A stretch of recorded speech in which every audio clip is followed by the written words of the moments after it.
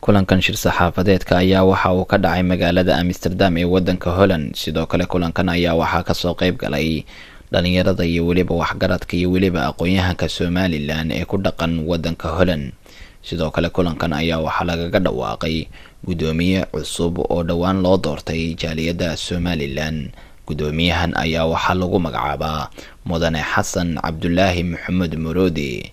sidoo kale waxaa goobta ka hadlay odayaasha iyo waxgaradka Somaliland ee ku dhaqan wadanka Holland iyagoo isla markaana halka kula dardaarmay gudoomiyaha.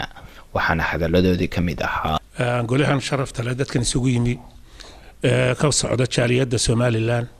waan idin salaamaya salaanta islaamka wa salaamu calaykum wa rahmatullahi wa barakaatuh.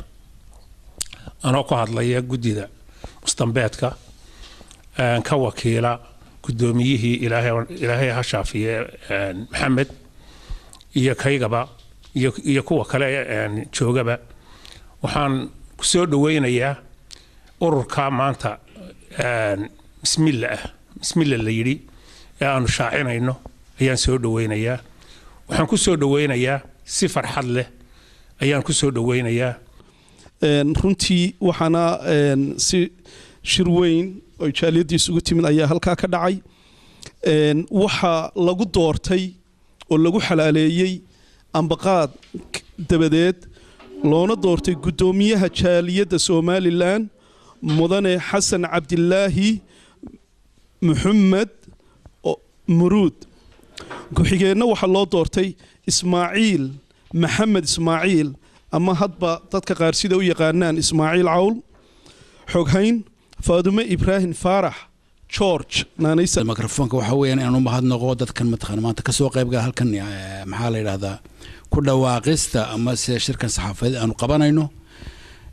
inaan aad ugu mahadnaqo mar labaadna aan u mahadnaqo TV Home Cable TV oo aad iyo aad u daneeya arrimaha bulshada Soomaaliya guud ahaan iyo Somalilandba.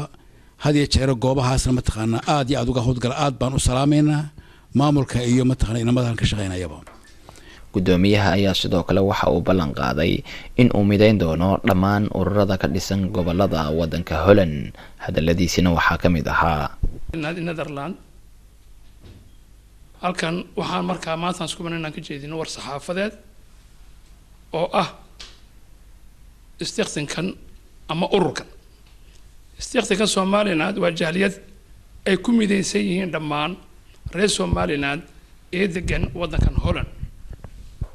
waa Sugula Siciid wararka Home Cable magaalada Amsterdam wadanka Holland.